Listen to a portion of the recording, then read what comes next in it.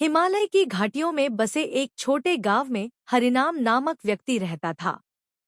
उसका जीवन साधारण लेकिन शांतिपूर्ण था। निर्धनता हमेशा उसकी जिंदगी का हिस्सा रही, लेकिन हरिनाम ने कभी इसकी शिकायत नहीं की।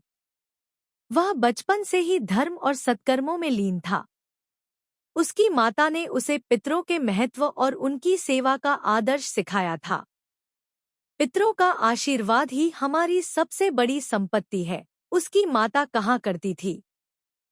हरिनाम का जीवन सरल था। गांव में लोग उसे उसकी ईमानदारी, मेहनत और भक्ति के लिए जानते थे। उसकी पत्नी माधवी भी अत्यंत धार्मिक और सहनशील थी।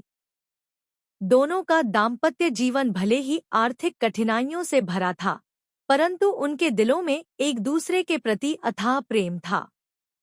हरिनाम और माधवी ने कभी अपने जीवन की कठिनाइयों को अपनी भक्ति के मार्ग में बाधा बनने नहीं दिया।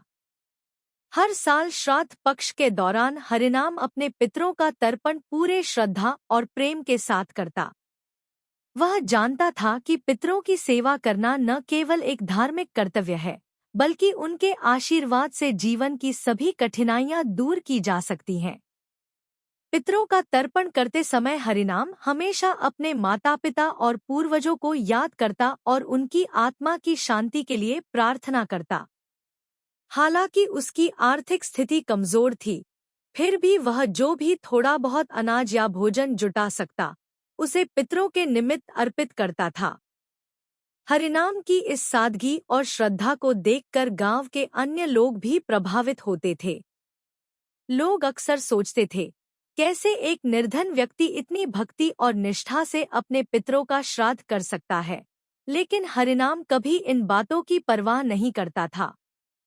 उसके लिए पितरों का तर्पण एक व्यक्तिगत और आध्यात्मिक कर्तव्य था, जो उसके जीवन का अभिन्न हिस्सा बन चुका था। इस वर्ष श्राद्ध पक्ष फिर से आने वाला था और हरिनाम और माधवी ने इसकी तैयारी शुरू कर दी थी। परंतु इस बार हालात और भी कठिन थे। लगातार 2 साल से खराब फसल और गांव में फैली महामारी के कारण उनकी आर्थिक स्थिति और भी बिगड़ चुकी थी। खाने के लिए अनाज नहीं था और श्राद्ध का आयोजन करना असंभव प्रतीत हो रहा था। इस बार हरिनाम के सामने सबसे बड़ी चुनौती थी, पितरों का श्राद्ध कैसे करें? गांव में सभी लोग तर्पण की तैयारियों में जुटे हुए थे। हरिनाम ने भी अपने पितरों की सेवा करने का निश्चय किया, परंतु इस बार उसकी आर्थिक स्थिति उसे हर कदम पर रोक रही थी। खेती के सारे प्रयास विफल हो चुके थे और घर में खाने के लिए थोड़ा बहुत अनाज ही बचा था।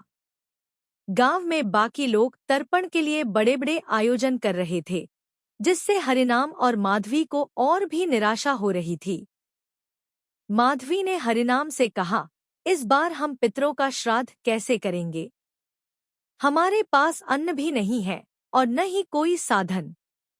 गांव में सभी लोग श्राद्ध की तैयारियों में लगे हैं, लेकिन हम कैसे करेंगे? हरिनाम भी चिंतित था।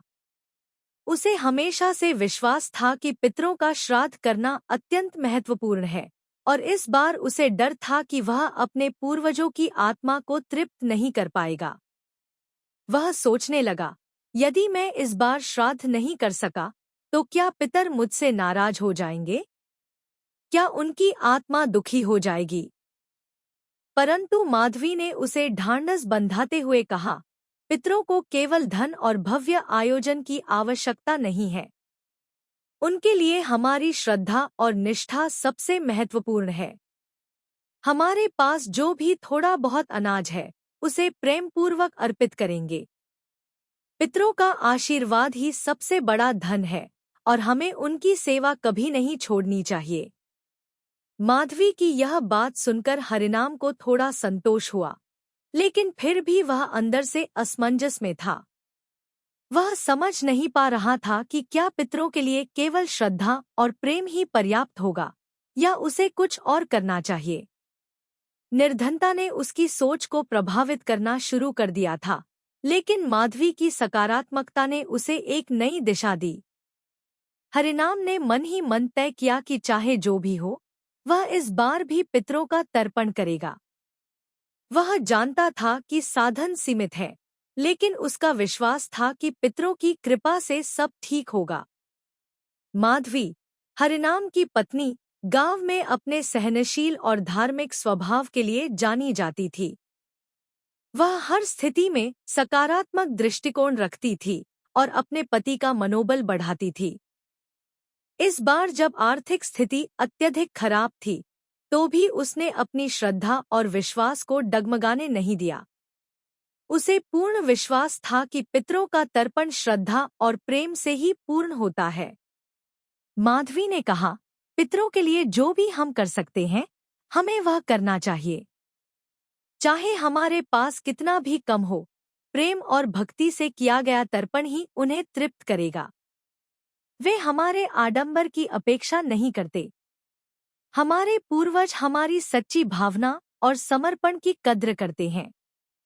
माधवी की इस दृढ़ता और भक्ति ने हरिनाम को भी प्रेरित किया। उसने सोचा, शायद माधवी सही कह रही है। पितरों को हमारी श्रद्धा चाहिए, और अगर हम सच्चे दिल से उनका तर्पण करेंगे, तो वे अवश्य ही हमें आशीर्वाद देंगे।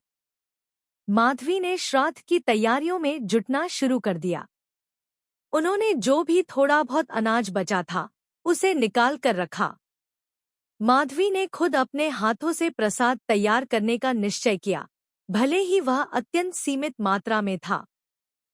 जब श्राद्ध पक्ष का पहला दिन आया, हरिनाम और माधवी ने अपनी पूरी श्रद्धा और सामर्थ्य के साथ तर्पण की तैयारियां की। गांव में हर कोई श्राद्ध के लिए बड़ी तैयारियों में जुटा था। लोग तरह तरह के व्यंजन बना रहे थे, ब्राह्मणों को आमंत्रित कर रहे थे और पितरों के नाम पर भोज का आयोजन कर रहे थे।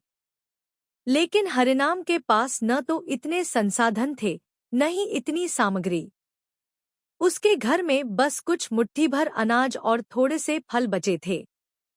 इस असहाय स्थिति में हरिनाम का मन भारी हो गया। वह अपनी विफलता से दुखी था। गांव में लोग उसे देखकर सहानुभूति जताते, लेकिन हरिनाम को यह सहानुभूति भी बोझिल महसूस होने लगी। उसे डर सताने लगा कि कहीं उसके पितर नाराज न हो जाएं, कहीं वे उसकी भक्ति को अधूरा न मान लें। माधवी ने उसका हाथ थामते हुए कहा, यह वक्त हमारे विश्वास की परीक्षा का है। हमने जो कुछ भी बचा है, उसे पितरों के प्रति पूर्ण श्रद्धा के साथ अर्पित करेंगे। हम छोटे आयोजन की बजाय सच्ची भावना से तर्पण करेंगे। यही हमारे पितरों को प्रसन्न करेगा। हरिनाम ने माधवी की बातों पर ध्यान दिया और उसकी आंखों में आंसू आ गए। उसकी पत्नी ने उसे ढाढ़स बंधाया और इस कठिन परिस्थिति में भी उसने अपनी श्रद्धा और आस्था बनाए रखी। हालांकि माधवी खुद भी चिंतित थी, परंतु उसने हरिनाम के सामने यह दिखने नहीं दिया। वह चाहती थी कि उसका पति निराश न हो, और उसे पूर्ण विश्वास था कि पितरों का आशीर्वाद उन पर अवश्य होगा। अगले दिन जब तर्पण का समय आया, हरिनाम और माधवी ने अपने छोटे से आंगन में पितरों की पूजा शुरू की। उन्होंने जो थोड़े बहुत फल और अन्न थे, उन्हें श्रद्धा पूर्वक पितरों को अर्पित किया। दोनों ने आंखें बंद कर पितरों की आत्मा की शांति के लिए प्रार्थना की। उनके हृदय में केवल एक ही भावना थी, अपने पूर्वजों की तृप्ति और उनकी कृपा की प्राप्ति। जब हरिनाम और माधवी अपनी पूजा कर रहे थे, आकाश में बैठे देवताओं ने यह दृश्य देखा। इंद्रदेव, जो पितरों की पूजा को लेकर सजग रहते थे, ने नारद मुनि से कहा, देखो, यह व्यक्ति कितनी श्रद्धा और भक्ति से अपने पितरों का तर्पण कर रहा है, भले ही उसके पास कुछ भी नहीं है। उसका हृदय इतना पवित्र है कि उसने अपनी निर्धनता को भी अपनी भक्ति में बाधा नहीं बनने दिया। नारद मुनि ने सहमति में सिर हिलाया और बोले, यह सच है। हरिनाम और माधवी की भक्ति अडिग है। लेकिन क्या इसका मतलब यह है कि वे हमेशा इसी निर्धनता में जीते रहेंगे? पितरों का आशीर्वाद तो इन्हें मिलना ही चाहिए। इंद्रदेव ने कुछ सोचा और फिर बोले, कर्म और श्रद्धा की परीक्षा तो सभी को देनी पड़ती है। हरिनाम और माधवी की परीक्षा अभी खत्म नहीं हुई है। हमें देखना होगा कि जब वे पूर्ण निराशा की ओर होंगे, तब भी क्या वे अपनी आस्था बनाए रखेंगे। नारद मुनि को इंद्रदेव की यह योजना समझ में आ गई। देवताओं ने यह निश्चय किया कि हरिनाम और माधवी की भक्ति को परखने के लिए उनकी कठिनाइयों को और बढ़ाया जाएगा। वे देखना चाहते थे कि क्या इतनी विकट स्थिति में भी वे अपने पितरों और भगवान पर विश्वास बनाए रखेंगे। देवताओं की इस योजना के कारण अचानक गांव में और भी कठिनाइयां आनी शुरू हो गईं। हरिनाम की जो थोड़ी बहुत खेती बची थी, वह भी नष्ट हो गई। गांव में बारिश न होने के कारण फसलें सूखने लगी। कई गांव वाले शहरों की ओर पलायन करने लगे और हरिनाम के पास अब कोई सहारा नहीं बचा था। हरिनाम की आर्थिक स्थिति अब बेहद गंभीर हो चुकी थी। गांव के लोग अब उसका तिरस्कार करने लगे। पहले जहां लोग उसकी भक्ति और श्रद्धा की प्रशंसा करते थे, अब वे उसे असफलता का प्रतीक मानने लगे थे। लोग कहने लगे, देखो, जो इतने सालों से अपने पितरों का तर्पण करता आ रहा था, आज खुद भूखा बैठा है। आखिर क्या फायदा हुआ उसकी भक्ति का। हरिनाम को गांववालों के ताने सुनने पड़े। कुछ लोग तो उससे कहने लगे कि अगर उसने अपने पितरों को तृप्त किया होता, तो उसकी ऐसी हालत न होती। पितर तभी प्रसन्न होते हैं जब उनके लिए सच्चा तर्पण किया जाए। शायद हरिनाम के पितर उससे नाराज हैं, तभी वह इस हाल में है। हरिनाम ने इन बातों को सुनकर मन ही मन बहुत दुख महसूस किया।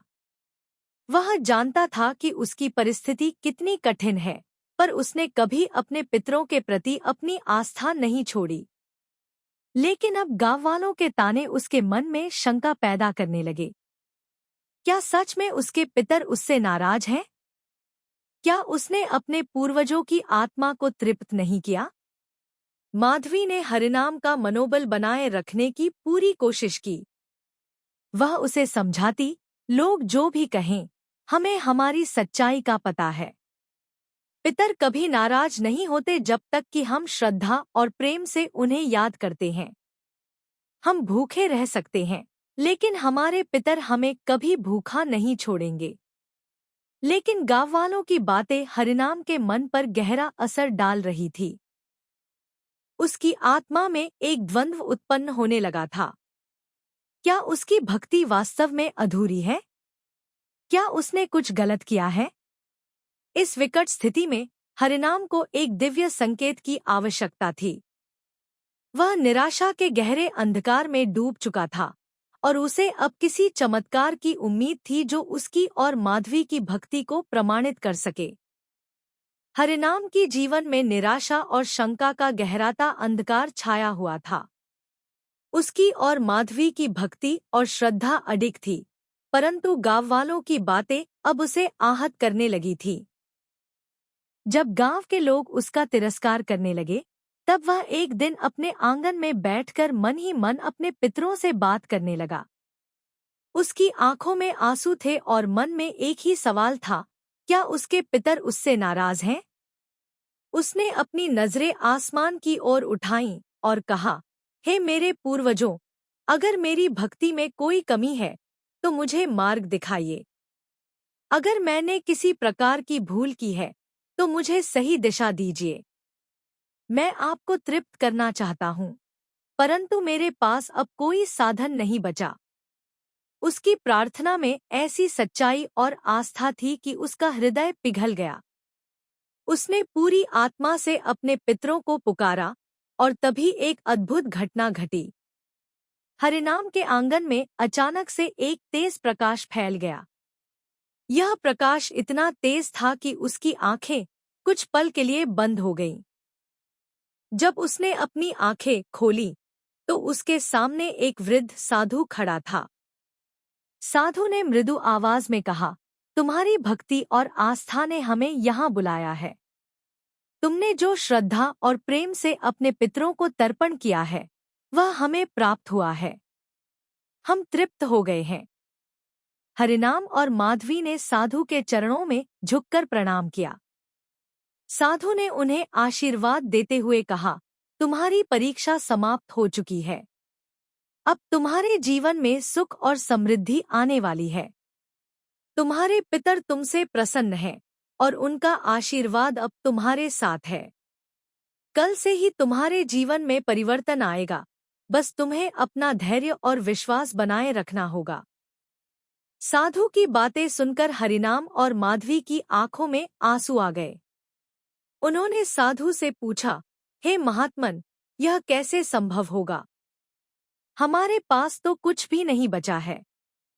साधु ने मुस्कुराते हुए कहा, जो सच्चे दिल से अपनी भक्ति करता है, उसके लिए यह संसार कभी छोटा नहीं होता। जो आज तुम्हें असंभव लग रहा है, वही कल तुम्हारा यथार्थ होगा। इतना कहकर साधु ने आशीर्वाद दिया और एक क्षण में अदृश्य हो गए। हरिनाम और माधवी की आंखों में एक नई चमक आ गई थी। उन्हें विश्वास था कि अब उनके जीवन में कुछ चमत्कार अवश्य होगा। साधु के रूप में आए उस दिव्य संदेश ने उन्हें नए सिरे से प्रेरित किया। अगले दिन जब हरिनाम और माधवी अपने रोजमर्रा के काम में लगे थे, तभी अचानक उनके घर के पास एक बैलगाड़ी आकर रुकी। बैलगाड़ी में एक व्यक्ति बैठा था, जो बहुत ही सज्जन और सौम्य दिख रहा था। उसने हरिनाम को पुकारा और कहा, तुम्हारा नाम हरिनाम है ना? हरिनाम ने सिर हिलाकर सहमति जताई। व्यक्ति ने आगे कहा, मुझे तुम्हारे बारे में एक ब्राह्मण से पता चला है। उन्होंने मुझे बताया कि तुम बहुत श्रद्धालु और भक्ति में डूबे व्यक्ति हो, और तुम्हारी भक्ति ने मुझे प्रेरित किया है कि मैं तुम्हारी मदद करूं। मैं एक व्यापारी हूं और इस गांव के पास से गुजर रहा था। अब मेरी गाड़ी में कुछ जरूरी सामान है, जिसे मैं तुम्हारे घर छोड़ना चाहता हूं। हरिनाम और माधवी अचंभित हो गए। उन्होंने सोचा कि यह साधारण घटना नहीं हो सकती। यह वही चमत्कार था जिसकी प्रतीक्षा वे इतने दिनों से कर रहे थे। व्यापारी ने बैलगाड़ी से कई बोरे अनाज, कपड़े और खाने का सामान निकाला और हरिनाम के घर के आंगन में रख दिया। उसने हरिनाम से कहा, यह सब तुम्हारे लिए है। तुमने अपने पितरों को श्रद्धा से अर्पित किया है, और अब तुम्हारे पितर ही तुम्हारे जीवन में समृद्धि लाएंगे। हरिनाम और माधवी की आंखों में आंसू थे। वे व्यापारी के पैर छूने के लिए झुके, लेकिन व्यापारी ने उन्हें रोका और कहा, तुम्हारी भक्ति ही तुम्हारा सबसे बड़ा धन है। इसे कभी मत छोड़ना। इसके बाद गांव में हरिनाम के घर में सुख समृद्धि का नया दौर शुरू हो गया। उनके पास अब इतना अनाज और सामग्री थी कि वे खुद भी अच्छी तरह से जी सकते थे और दूसरों की भी मदद कर सकते थे। उन्होंने अपने पितरों के प्रति आभार व्यक्त करते हुए एक भव्य श्राद्ध का आयोजन किया, जिसमें गांव के सभी लोग आमंत्रित थे। गांव वाले जो कभी हरिनाम का तिरस्कार करते थे, अब उसे सम्मान की दृष्टि से देखने लगे। वे उसकी भक्ति और श्रद्धा की प्रशंसा करने लगे, और सभी को यह यकीन हो गया कि भक्ति और श्रद्धा से किया गया तर्पण पितरों को तृप्त करता है और उनके आशीर्वाद से जीवन में समृद्धि आती है। हरिनाम और माधवी की कहानी अब पूरे गांव में फैल चुकी थी। लोग इस बात पर चकित थे कि कैसे हरिनाम की भक्ति और विश्वास ने उसके जीवन को बदल दिया। यह घटना अब एक प्रेरणा बन गई थी, और गांव के लोग श्राद्ध पक्ष में पितरों की पूजा को पहले से अधिक महत्व देने लगे। हर घर में तर्पण और अर्पण का आयोजन होने लगा, और लोग इस बात को समझने लगे कि भक्ति में शक्ति होती है। हरिनाम और माधवी अब गांव के आदर्श बन चुके थे। लोग उनके पास आकर अपने जीवन की कठिनाइयों के बारे में बात करते, और हरिनाम उन्हें यही सलाह देता, पितरों की पूजा सच्चे दिल से करो, उनके प्रति श्रद्धा रखो, और फिर देखो कि उनका आशीर्वाद तुम्हारे जीवन को कैसे बदलता है। गांव में अब हर वर्ष श्राद्ध पक्ष के दौरान भव्य आयोजन होने लगे। लोग अपने पूर्वजों के प्रति सम्मान और कृतज्ञता प्रकट करने लगे, और इस प्रक्रिया में उन्हें भी सुख और शांति का अनुभव होने लगा। हरिनाम और माधवी की भक्ति ने गांव को एक नई दिशा दी थी। हरिनाम और माधवी ने अपने पितरों के प्रति आभार प्रकट करते हुए अपना जीवन पितरों की सेवा और भक्ति में लगा दिया। उन्होंने अपनी समृद्धि का एक हिस्सा गांव के गरीबों और भूखों को अन्नदान करने में समर्पित किया। हर वर्ष श्राद्ध पक्ष के दौरान वे पूरे गांव के लोगों को बुलाकर पितरों के नाम पर भोज का आयोजन करते और इस प्रक्रिया में उनकी आत्मा को तृप्ति मिलती। हरिनाम को अब यह पूरी तरह समझ में आ गया था कि पितरों का आशीर्वाद जीवन के हर संकट को हल कर सकता है। उसने अपने जीवन की कठिनाइयों को एक अवसर के रूप में देखा, जिसने उसे सच्चे भक्ति और श्रद्धा के मार्ग पर अग्रसर किया।